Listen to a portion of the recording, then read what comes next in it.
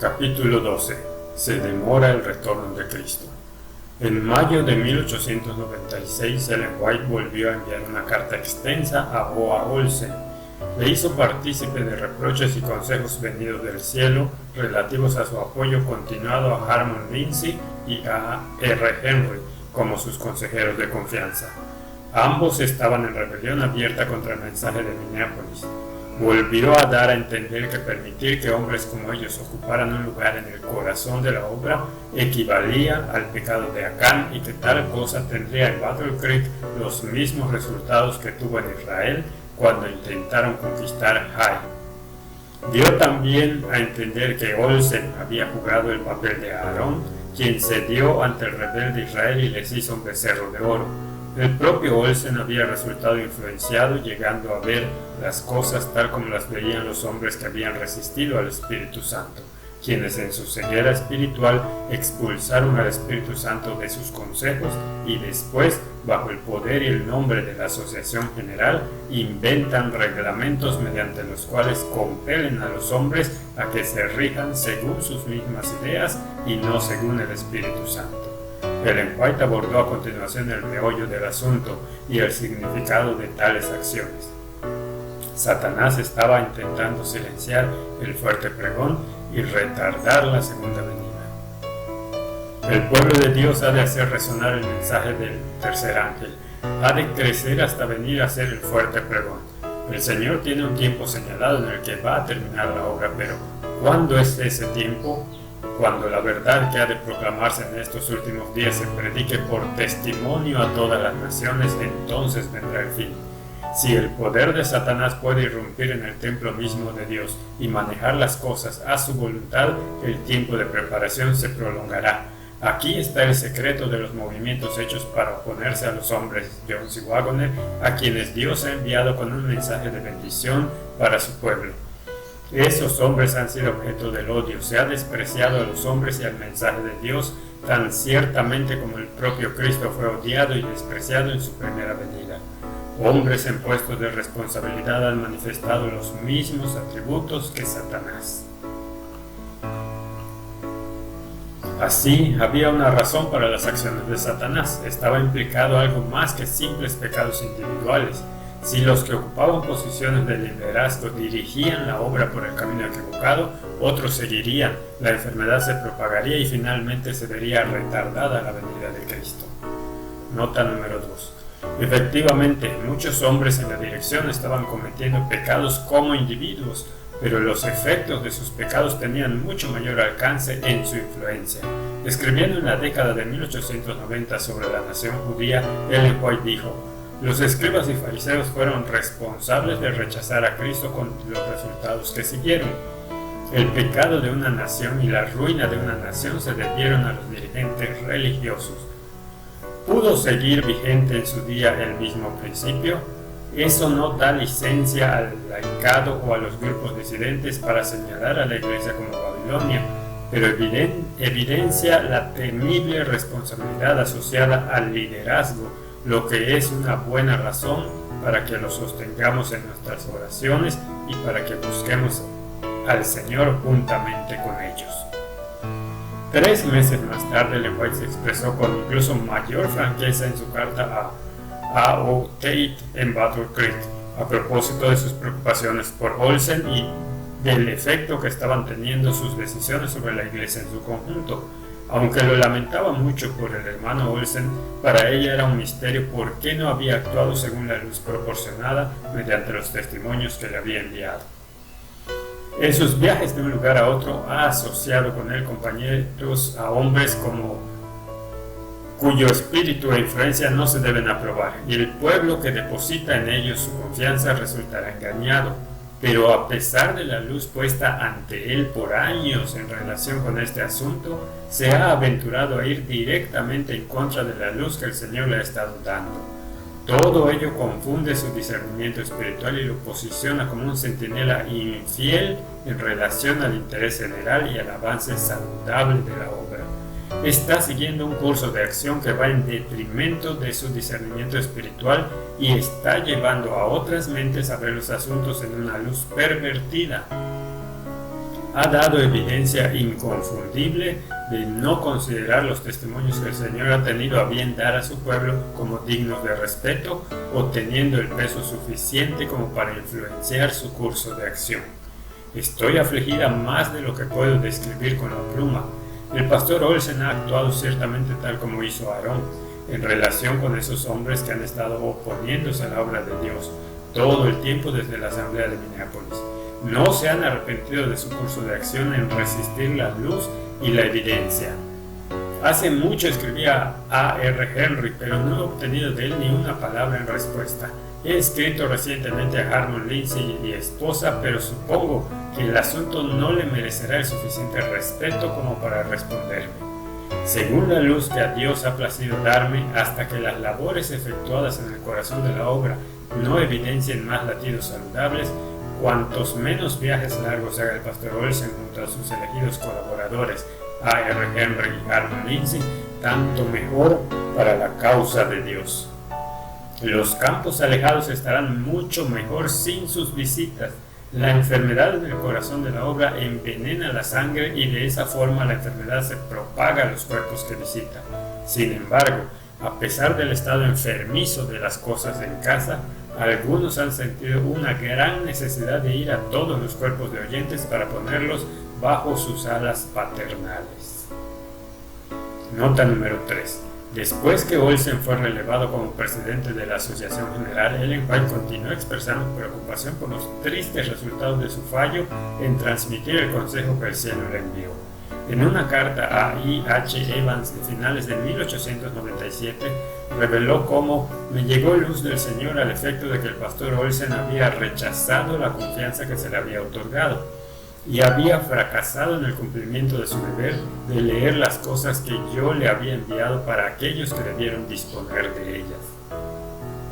Antes de enviar copias de la carta, Ellen White cambió la palabra rechazado por descuidado, mostrando así una actitud todavía redentora hacia el expresidente que se había tenido que enfrentar a desafíos tan grandes.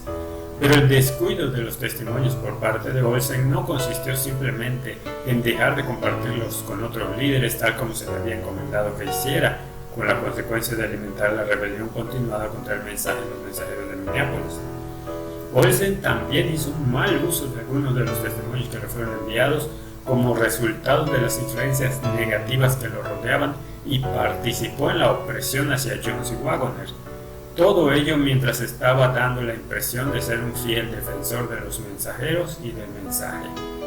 Tras haber sido enviado a Inglaterra en 1892, Wagoner se apercibió al hecho de que los hermanos oficiales en América querían que abandonara América, pues no deseaban mi enseñanza ni mi influencia allí. Ellen White lo confirmó.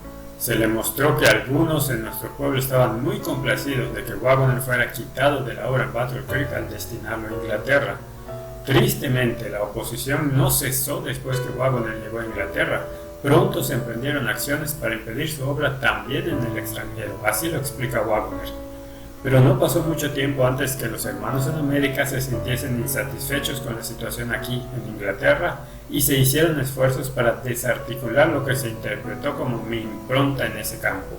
Se creyó que D.A. Robinson estaba siendo demasiado influenciado por mí y en consecuencia se lo destinó a la India por ser el hombre perfecto para aquel lugar, etc. Si bien él sabía bien que se lo envió, no porque se lo quisiera en la India, sino porque no se lo quería en Inglaterra. No estoy diciendo que los de Inglaterra no lo quisieran. Entonces vino H.E. Robinson comisionado para deshacer mi influencia y para marcar la tónica de la obra en Inglaterra. Tenía las manos libres y el apoyo de la Asociación General. J. Wagoner a E. Daniels, 24 de julio de 1903. J.S. Washburn, quien trabajó por muchos años en Inglaterra junto a Wagoner, resumiría en una larga carta dirigida a Ellen White el papel que jugó O.A. Olsen como presidente de la Asociación General en su obra soterrada de procurar mantener a raya a Wagoner y cómo afectaron sus acciones a toda la obra en Inglaterra. Se ha tergiversado a Wagoner y se ha obrado en su contra de manera solapada.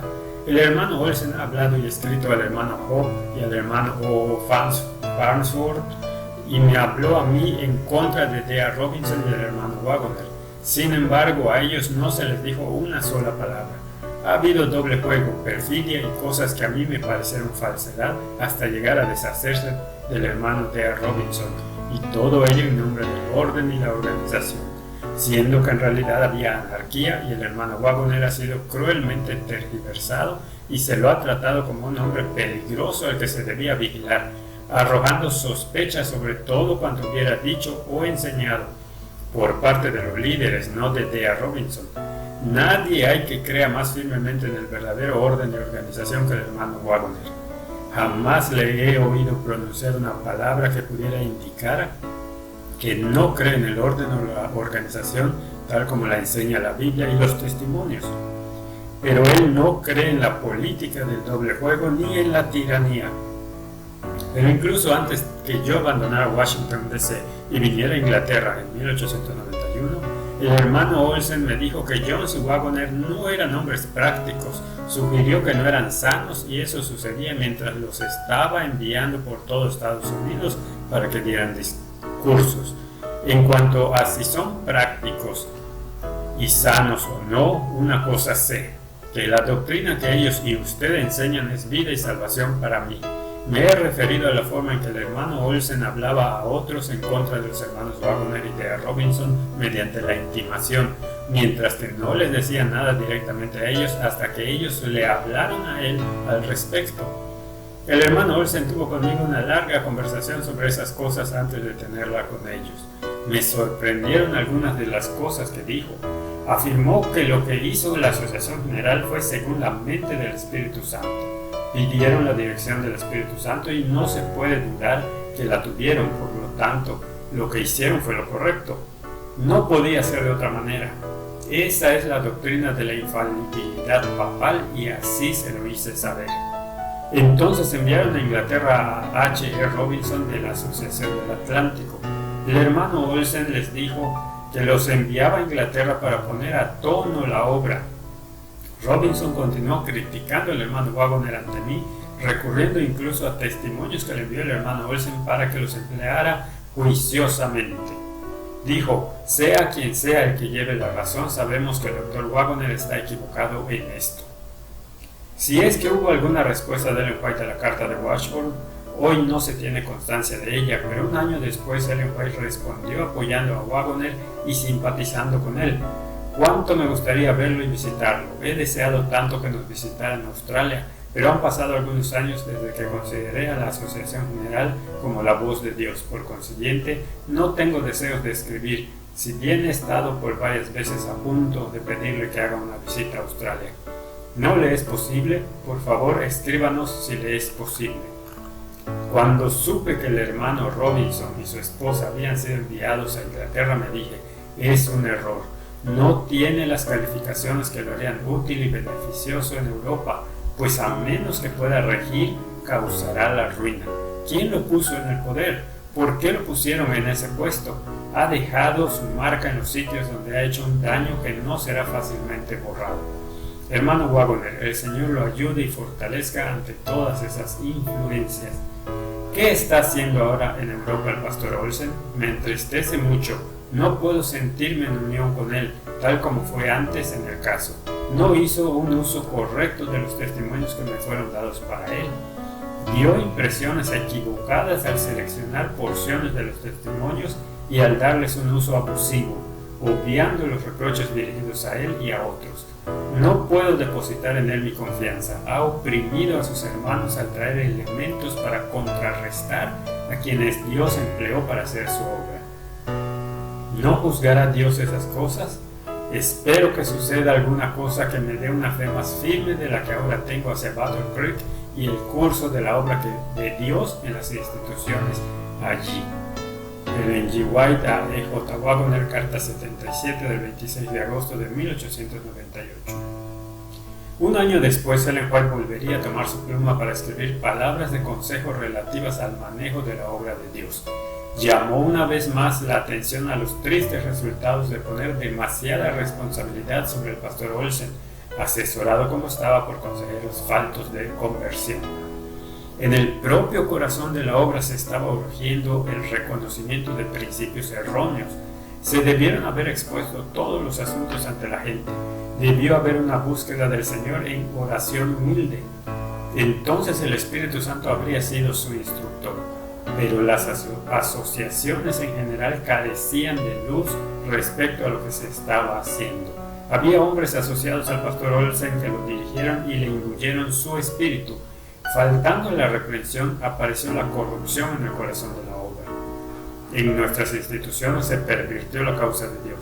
Hubo exaltación del hombre a pesar del consejo que Dios estaba dando. Predominó la codicia. Los hombres se contaminaron por prácticas similares a las de Judas. No existe lenguaje capaz de describir el resultado de colocar en lugares santos a hombres infieles e inconversos.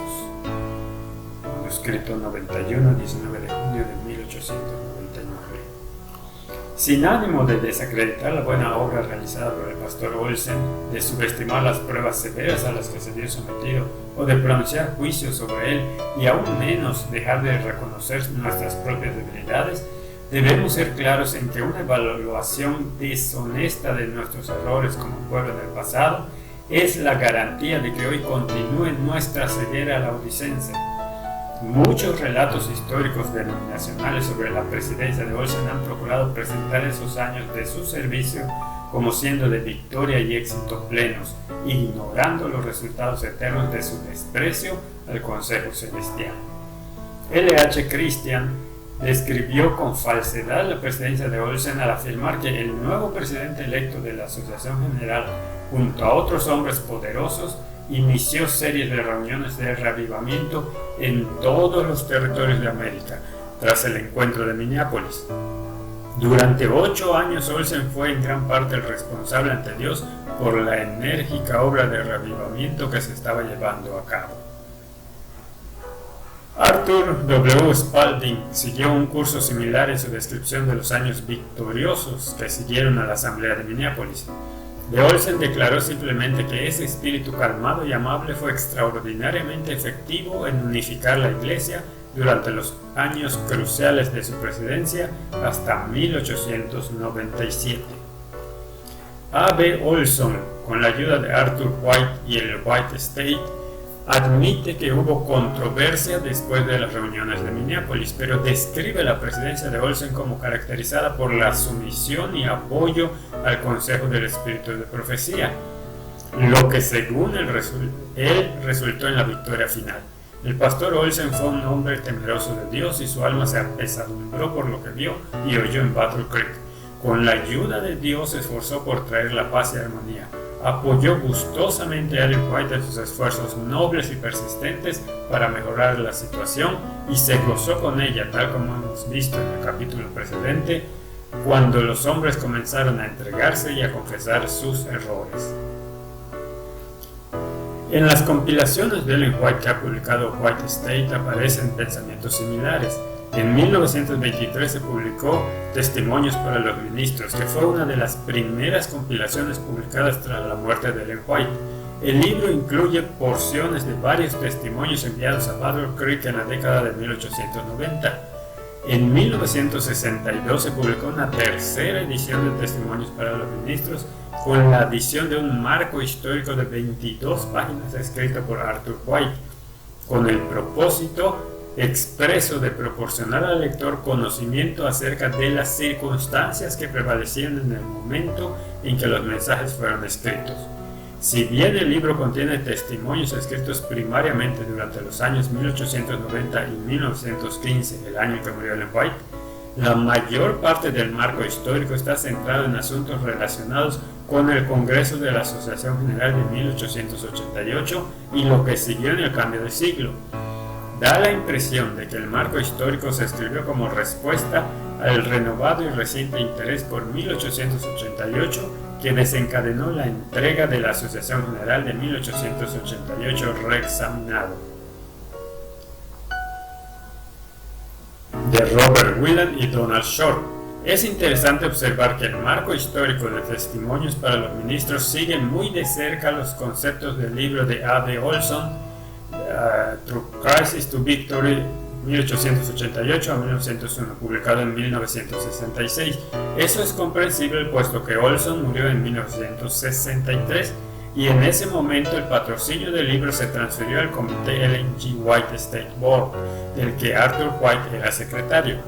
Toda esa información nos lleva a este punto. En el marco histórico que aborda algunos de los problemas surgidos después de la Asamblea de Minneapolis, se afirma lo siguiente respecto a O.A. Olsen, expresidente de la Asociación General. Al pastor Olsen, que simpatizaba plenamente con el énfasis que se le estaba dando a la verdad relativa a la justificación por la fe y que siempre había sido leal a los consejos del espíritu de profecía, le resultó difícil enfrentar algunos de los problemas que encontró en Battle Creek.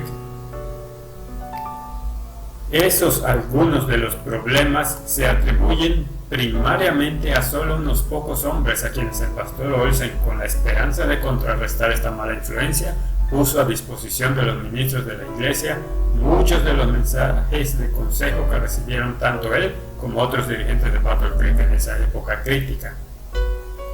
Así se presenta la presidencia de Olsen como caracterizando en última instancia un periodo positivo en el que solo se cometieron algunos errores individuales por parte de unos pocos oponentes al mensaje de Minneapolis, que revirtió finalmente en una asamblea de la Asociación General de 1901 victoriosa. Leroy Fromm fue bastante categórico al persistir en presentar conceptos similares en su obra histórica tan reconocida. No solo escribió muy positivamente sobre la presidencia de Olsen, sino que procuró borrar toda sombra de duda al respecto. El registro de la dirección espiritual de Olsen es diáfano y leal, y su definido apoyo y su invariable liderazgo en el amplio campo de la justicia por la fe está expuesto llanamente ante nosotros. Los años de liderazgo de Olsen están marcados por la lealtad y el avance. Comenzó un periodo de bendito reavivamiento y reforma.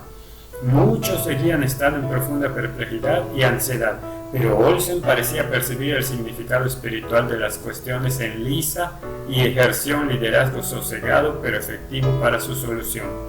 Su espíritu tranquilo y amable contribuyó a unir la iglesia en aquel tiempo tan difícil y a dar impulso al mensaje de Minneapolis en aquellos 9 años cruciales de su presidencia después de los años 88, es decir, desde 1888 hasta 1897. La suya fue una influencia sanadora, unificadora y útil, tras las tensiones del periodo tempestuoso. El mandato de Olsen fue un tiempo de despertar de la satisfacción y confianza propias laodicenses, una renovación propiciada por la aceptación creciente del mensaje de la justicia por la fe. Movimiento del Destino, escrito en 1971. Fromm señaló asimismo los años 1890 como una década de gran revivamiento, sin posibilidad de que el mensaje resultara frustrado en modo alguno. Por lo tanto, no se puede decir con veracidad que Olsen rechazara personalmente o amortiguara el mensaje de justicia por la fe, o que guiara, ayudara o influyera en ese sentido. Al contrario, los suyos fueron los años de firme avance inicial y propagación del mensaje mediante reavivamientos en colegios, iglesias, instituciones y encuentros campestres. No es posible malinterpretar todo eso como siendo un rechazo. Ciertamente fue todo lo contrario, y Waggoner y Jones fueron, durante la década que siguió a 1888, los principales instructores bíblicos denominacionales, y eso por la acción del liderazgo de la iglesia. Eso no fue rechazo. Fromm llegaría a decir que cualquier sugerencia de que hubiera existido un rechazo del mensaje de Minneapolis, o bien un impacto negativo en el progreso del mensaje por parte del liderazgo de la asociación, significa de hecho una difamación a esas personas fallecidas. Fromm recordó también a sus lectores que el suyo no era el único testimonio de entre los mejor informados.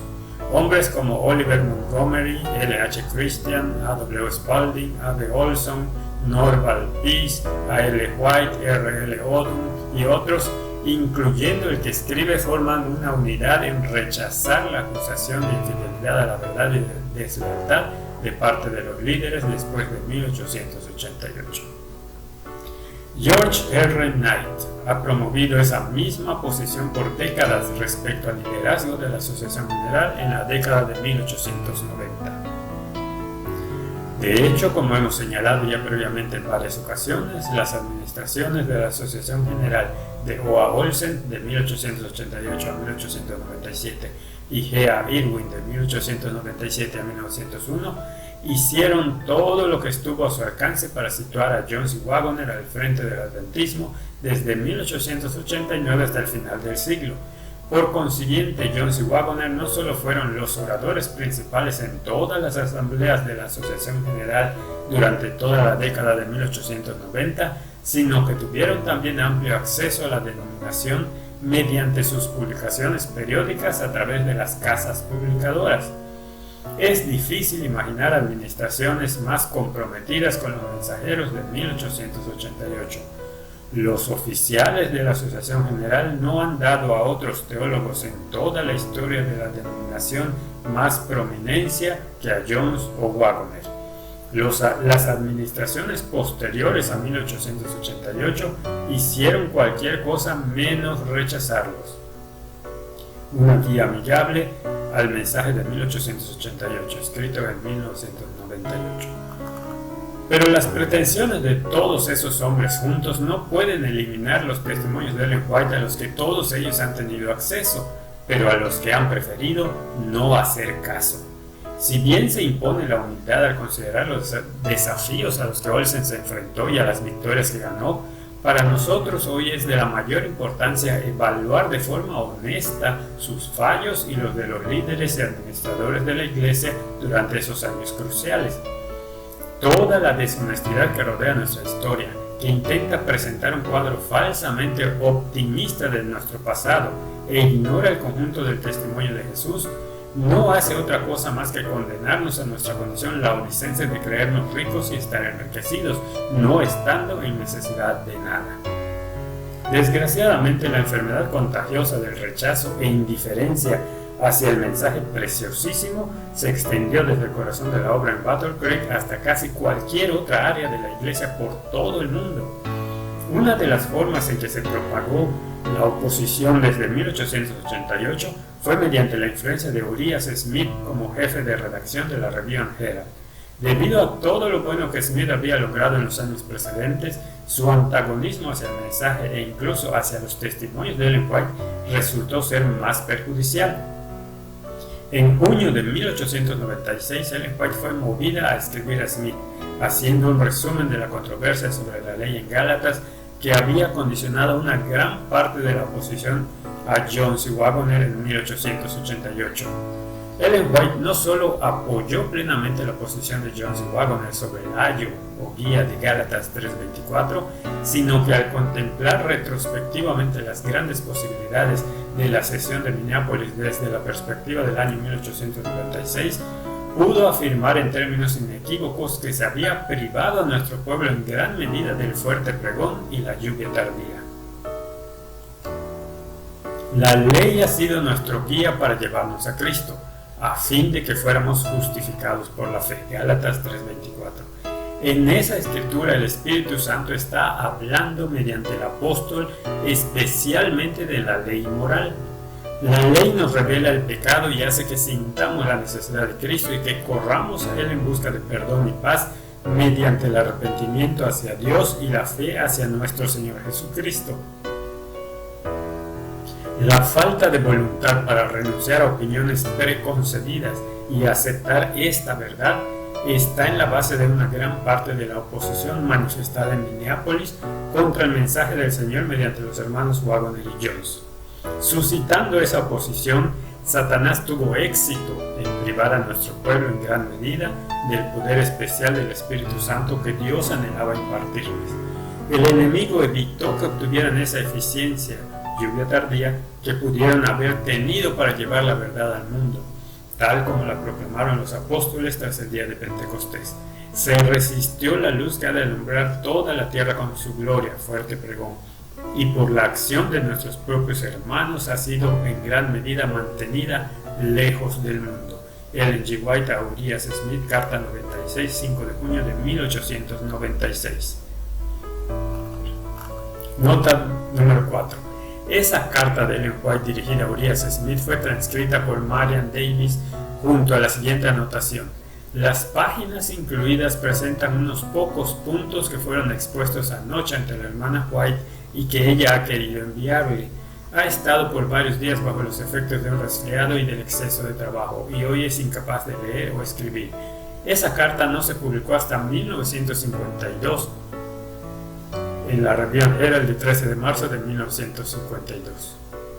Para mayor información relativa a la controversia de la ley en Gálatas y para descripciones modernas de lo que ocurrió en 1888 y a continuación que traicionan la realidad, presentando un panorama de victoria y aceptación del mensaje, ve Ron Duffield, El retorno de la lluvia tardía, volumen 1, capítulo 2, La inminente lluvia tardía y el fuerte pregón. Y el capítulo 6, 3 respuestas. Es indudable que Ellen White declaró diáfanamente en 1896 que la lluvia tardía y el fuerte pregón que comenzaron en 1888 habían sido impedidos y finalmente malogrados por la acción de nuestros propios hermanos. Es evidente que una lluvia tardía abortada habría de llevar a una demora en la segunda venida de Cristo. Pero Ellen White no fue la única que reconoció los tristes resultados del asalto continuo y exitoso de Satanás al mensaje preciosísimo. Casi 3 meses más tarde, O.A. Olsen resumiría en una carta de Ida Prescott sus pensamientos relativos a las tinieblas que se habían asentado sobre Battle Creek y sus instituciones. A decir de Olsen, 1892 fue un año remarcable en muchos aspectos. Durante aquel año gran parte de la oposición declarada contra la justicia por la fe cedió y nuestro pueblo y nuestro cuerpo ministerial en general aceptó esa verdad. Recuerde la maravillosa experiencia que tuvimos en el encuentro campestre de Lansing, Michigan, ese mismo año. Luego siguió el Congreso de la Asociación General a comienzos del año 1893, que fue un encuentro remarcable. Por entonces se comenzó a propugnar que había comenzado la lluvia tardía y que el mensaje avanzaba con un fuerte pregón. Olsen continuó describiendo cómo, desde un punto de vista financiero, los años 1892 y 1893 fueron los más favorables y hubo abundancia para todo cuanto fue necesario para el avance de la causa. Pero, recordó Olsen, me parece que mirando retrospectivamente a partir de entonces, finales de 1893, las cosas se han venido poniendo del revés. Las tinieblas se han ido cerniendo cada vez más sobre la iglesia de Battle Creek y las insinuaciones y dudas que varios han expresado han calado en una vasta proporción de nuestro pueblo en varios lugares. Las contribuciones han caído continuamente en algunas líneas. Olsen no atribuyó esa disminución de los recursos a las condiciones financieras del país, sino al declive espiritual existente en la iglesia.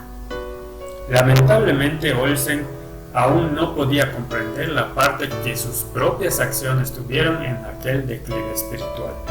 En noviembre de 1896, y en respuesta a los sinceros reproches y explicaciones de Ellen White relativos a las tácticas de Satanás para retardar el retorno de Cristo, O.A. Olsen compiló una serie de cartas y mensajes de la pluma inspirada que hablaban muy directamente del maltrato que recibieron los derramamientos del Espíritu Santo desde la Asamblea de Minneapolis. Todos los mensajes en el nuevo panfleto abordaban de alguna manera los resultados de atribuir las manifestaciones del Espíritu Santo al fanatismo. Incluía por entonces algunas cartas y manuscritos no publicados. Hemos citado de casi todos ellos. En sus comentarios introductorios, el testimonio especial a la iglesia de Battle Creek, Olsen afirmó que el panfleto contenía material de la mayor importancia para la iglesia de Battle Creek y las instituciones localizadas aquí. Aunque en el pasado se habían recibido mensajes de instrucción y advertencia muy solemnes e importantes, Olsen admitió que esos mensajes no han recibido la cuidadosa atención que merecen y no se ha realizado la reforma a la que apelaban. Ahora se presentaban de nuevo esos mensajes, dándoles la oportunidad de estudiarlos detenidamente. Dios tiene en su almacén grandes bendiciones para su pueblo y está presto a obrar en nuestro favor en Battle Creek de una forma notable. En diferentes momentos en el pasado, el Señor ha traído a su pueblo, y lo hemos testificado, el Espíritu de Dios derramado en gran medida. Pero lejos de hacer el mejor uso de esas bendiciones y privilegios, ha existido un espíritu de apartarse de Dios, lo que ha traído tinieblas y mucha obra malvada. Olsen estaba suplicando que todos buscaran al Señor de la forma más ferviente, confesaran el mal y se volvieran a Dios de todo corazón. Si hacían así, Olsen aseguró que Dios se acercará y veremos manifestado en nuestro medio el poder glorioso de su salvación. O a Olsen en un panfleto de testimonio especial a la iglesia de Battle Creek, 18 de noviembre de 1896. Confesando los pecados como Daniel. A.F. Ballinger, quien había sido pastor adventista desde la década de 1880, trabajaba desde hacía algunos años en el Departamento de Libertad Religiosa de la Iglesia. En 1891 tuvo una experiencia de reconversión y colaboró en reuniones de reavivamiento desde 1897 hasta 1900. Nota 8. Existe cierta evidencia de que hacia el cambio de siglo Ballinger tomó algunas posiciones extremas en sus reuniones de reavivamiento.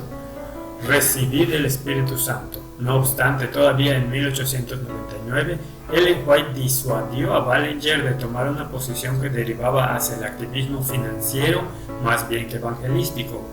Dios es quien le ha señalado su obra. Su llamado es el del ministerio como evangelista y en ningún caso debe frivolizar con sus responsabilidades morales. Carta de Ellen White a A.F. Ballinger del 6 de junio de 1896. Lamentablemente, Ballinger comenzó a apartarse de la enseñanza fundacional adventista sobre el santuario tras el cambio de siglo y poco tiempo después, pasado 1905, abandonó la iglesia. Cuando Ballinger leyó en 1897 el recientemente publicado Testimonio Especial a la Iglesia de Battle Creek, su corazón se conmovió profundamente. En un sermón que predicó en el tabernáculo de Battle Creek el 25 de septiembre de 1897, Ballinger llamó la atención de los cientos de adventistas allí reunidos al llamado bíblico de Ellen White al arrepentimiento que el panfleto contenía. En referencia a la oración de Daniel en el capítulo 9, Ballinger sugirió que esa era la oración que debía elevar cada uno de los que lamentaban el sufrimiento de la causa en Battle Creek. En el capítulo 9, Daniel había orado por sus pecados y por los pecados de su pueblo, reconociendo al mismo tiempo el castigo de los 70 años de desolación a resultas de los cientos de años de rebelión. Continuando con su sermón, Ballinger llamó la atención a una declaración de Ellen White que se había publicado pocos meses antes en la Review, en la que amonestaba a la iglesia a que ore más fervientemente que ahora en el tiempo de la lluvia tardía para que puedan caer sobre nosotros lluvias de gracia. Ballinger sintió que no había nada más cierto que ese hecho, pero al mismo tiempo reconoció también que es igualmente cierto que el Espíritu no va a ser ahora derramado allí donde no exista confesión sincera y abandono del pecado. Pero cuando Ballinger recordó algunas de las reuniones campestres en el pasado, refirió la forma en que vinieron las grandes bendiciones cuando los pastores y responsables humillaron sus corazones ante el Señor y le suplicaron que quitara el reproche de sus centinelas. Ballinger esperaba ver toda la iglesia como un solo hombre postrada ante el Señor buscando el bautismo de su espíritu, pero existía un pecado en el campamento. Dicho pecado, a decir de Ballinger y según dedujo el material de Ellen White que leyó, consistió en el trato dispensado al mensaje de Minneapolis y a las manifestaciones del Espíritu Santo desde aquel tiempo.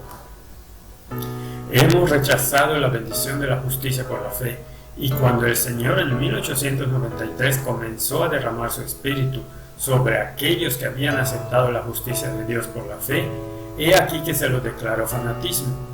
El rechazo del bendito Consolador entonces ha demostrado significar ruina y muerte desde aquel tiempo.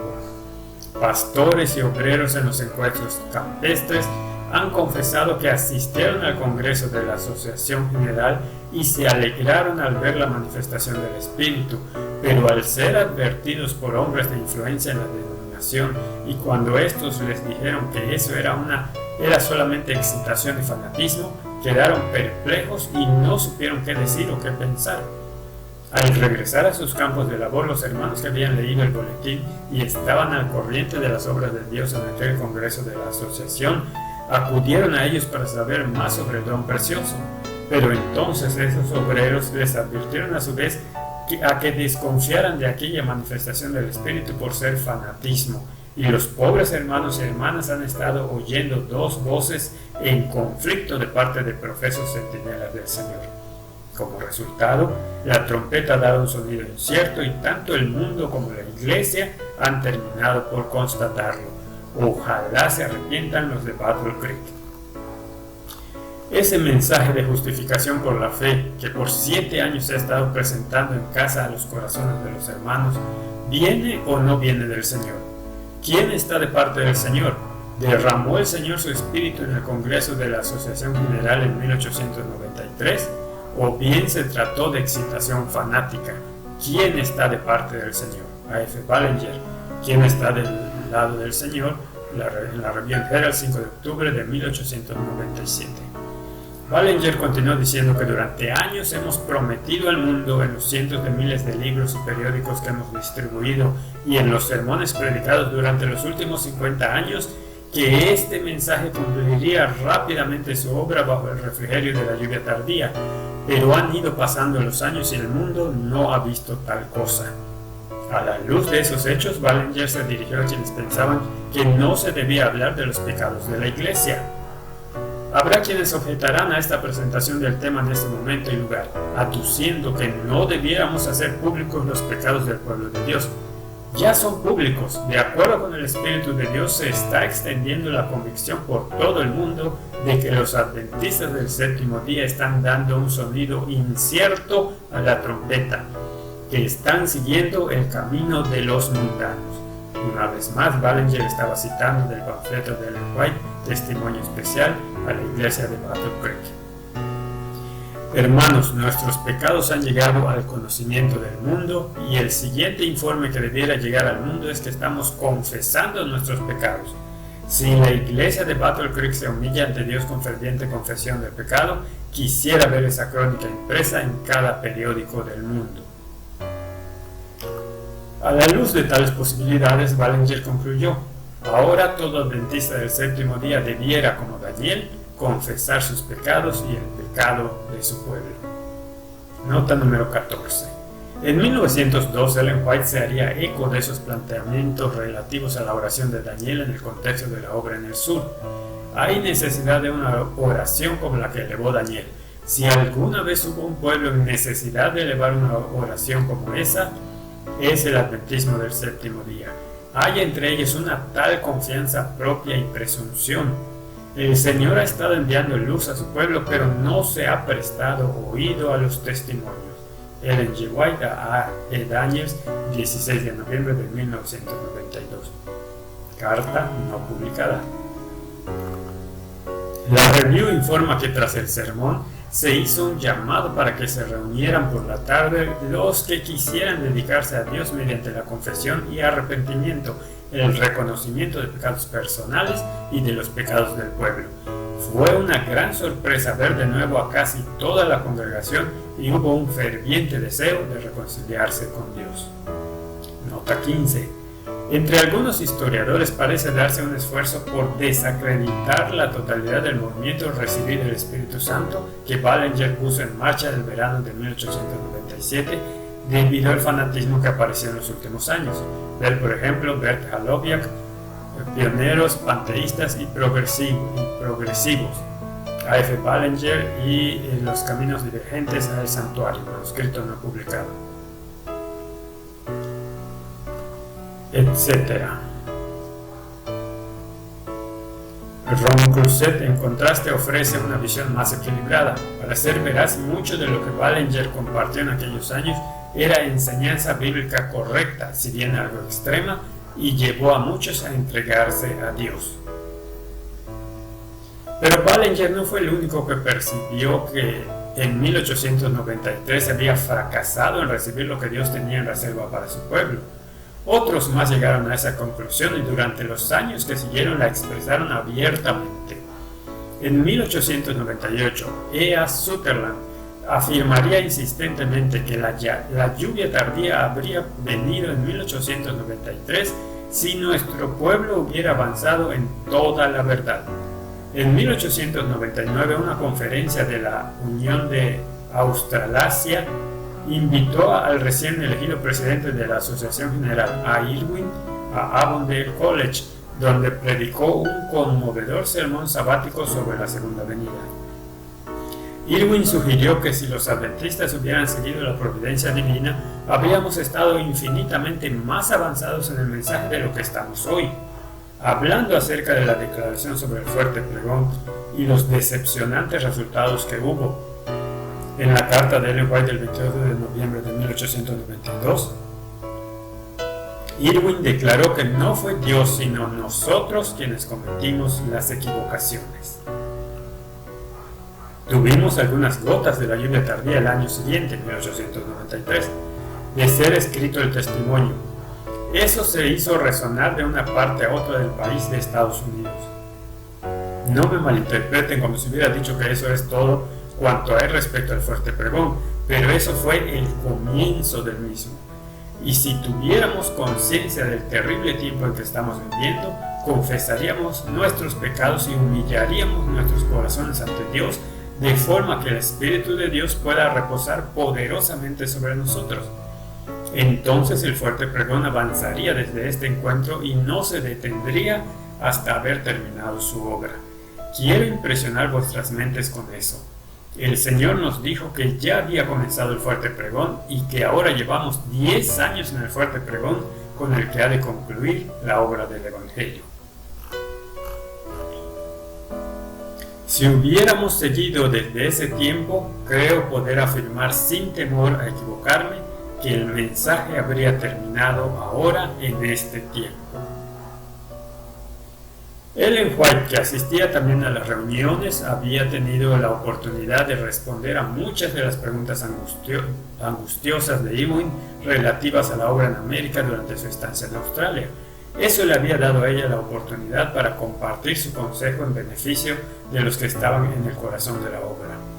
Es evidente que el sermón de Irwin armonizaba con las declaraciones de Ellen White, que Ellen White había venido haciendo durante años relativas a la demora en la venida del Señor como resultado de la incredulidad del pueblo de Dios. Unos días después, el 17 de junio de 1899, S.N. Haskell, quien también estaba presente en la reunión, presentó una lección sobre el mensaje del tercer ángel. Haskell abordó el tema de la generación final y presentó las bien conocidas profecías de tiempo, así como los eventos del tiempo del fin que apuntaban al inminente retorno de Cristo. Retomando el tema de Irwin del fuerte pregón, Haskell preguntó: ¿creéis que estamos en los últimos días? Estamos en los últimos días de la ultimísima generación. Llevamos 10 años en el fuerte pregón del mensaje del tercer ángel. Recordó entonces el Congreso de la Asociación General de 1893, en el que se expresó el concepto de que Cristo podría haber regresado ya. Hay un testimonio en el boletín publicado en 1892 que dice: si el pueblo de Dios se hubiese puesto a la obra como debía hacerlo tras el encuentro en Minneapolis en 1888, el mundo pudo haber sido advertido en 2 años y el Señor habría venido. Desafortunadamente, o bien se equivocó Haskell en la fecha del boletín, debiera ser 1893, o bien el taquígrafo la tomó mal, además de que se pusieron comillas a la afirmación de Haskell como si fuera una cita literal de Ellen White. A pesar de lo anterior, resulta fácil comprender la idea. Si se hubiera aceptado sin reservas el mensaje de 1888, el mundo habría quedado advertido en un corto periodo de tiempo y Cristo habría podido regresar. Haskell estaba probablemente recordando el sermón número 15 de A.T. Jones en el Congreso de la Asociación General de 1893, en el que citó varias declaraciones hechas por Ellen White desde 1890. En ella se mencionaba el mensaje de Minneapolis y la falta de recepción en los pasados 2 años. Y estaba también recordando la declaración recién recibida de Ellen White que se leyó en la asamblea 4 días después, en la que decía: si cada soldado de Cristo hubiera cumplido su deber, si cada centinela en los muros de Sión hubiera dado un sonido certero a la trompeta, el mundo habría escuchado ya el mensaje de advertencia, pero la obra lleva años de retraso. Es innegable que Ellen White hizo declaraciones similares tanto antes como después de la asamblea de Minneapolis, indicando que Cristo habría podido regresar ya, tal como intentaba destacar Haskell en la sesión de la Asociación de Australasia en 1899. Un ejemplo es cuando Ellen White escribió en 1894 que si los que dicen tener una experiencia viva en las cosas de Dios hubieran cumplido su tarea asignada, el mundo entero habría sido advertido y el Señor Jesús habría venido a nuestro mundo con poder y gran gloria. Esa misma declaración se repitió en la review en fecha tan tardía como 1896. Ellen White hizo otra declaración similar: si su pueblo hubiera llevado a cabo el propósito de Dios de dar su mensaje de misericordia al mundo, Cristo habría venido a la tierra y los santos ya habrían recibido la bienvenida en la ciudad de Dios. El recién publicado Deseado de todas las gentes presentaba también el mismo pensamiento: si la Iglesia de Cristo hubiese hecho su obra como el Señor le ordenaba, todo el mundo habría sido ya amonestado y el Señor Jesús habría venido a nuestra tierra con poder y gran gloria. Nota número 25. Es desafortunado que en el índice para los escritos de Ellen G. White aparezca la declaración de Haskell de 1899 bajo el encabezado "Citas atribuidas erróneamente a Ellen G. White", acompañada solo de esta breve explicación. El pastor S.N. Haskell aportó esta referencia de memoria en una predicación publicada en 1899. En 1892 no se publicó ningún boletín ni se ha encontrado tal declaración en ninguna otra fuente publicada o no. Habría sido de mayor ayuda si White State hubiera referido a los lectores directamente al boletín de 1893 junto con una simple explicación. Haskell estaba probablemente familiarizado con todas esas declaraciones relativas a la demora en el regreso de Cristo. Por consiguiente, resumió las ideas de su sermón de 1899 diciendo: Dios dispuso terminar la obra dependiendo de lo consciente que fuera su pueblo de la importancia y carácter sagrado de la obra y según el celo que pusiera en ello.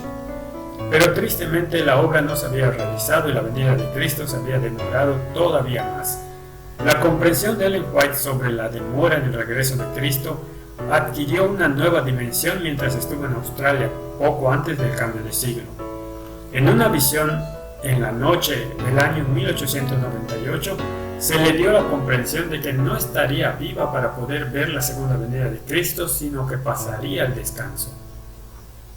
A continuación se le animó a que hiciera todo lo que pudiera en la preparación de libros para generaciones futuras, según el consejo y los testimonios que había recibido. En 1913, W.C. White compartió el relato de su experiencia en la asamblea de la Asociación General.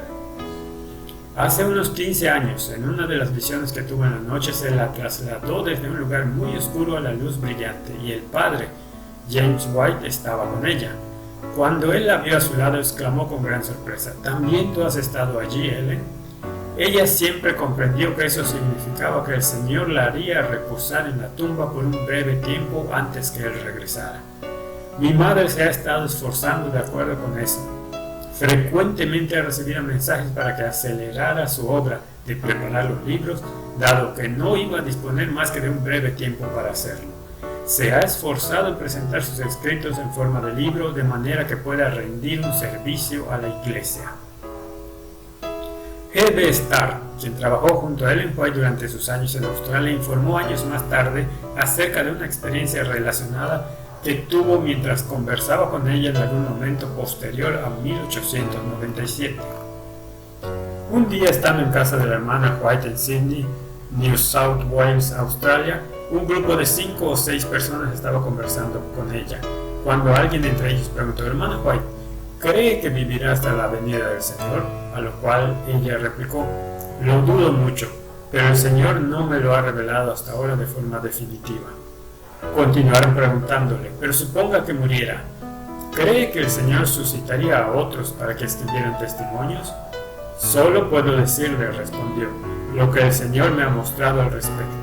Entonces le dijeron: eso es exactamente lo que querríamos saber. Está bien, dijo ella. El ángel del Señor abrió la Biblia en Zacarías 4:9 y señalando el versículo dijo: eso se aplica a ti y a tu obra. Las manos de Zorobabel echarán el cimiento de esta casa y sus manos la acabarán. Así conocerás que Jehová de los ejércitos me envió a vosotros. Pero ¿no significa eso que usted podría vivir hasta el final? No, replicó, no fue esa mi impresión. Sus manos, las de Dios, la acabarán. Creo que se refería a los escritos en el sentido de que serían suficientes para guiar al pueblo de Dios hasta el final.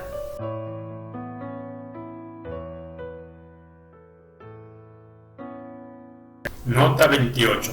Parece que Ellen White no dispuso de casa en Sydney sino hasta pasado febrero de 1897, momento en el que ocupó una habitación amueblada de alquiler, preparada para las ocasiones en que visitaba la ciudad.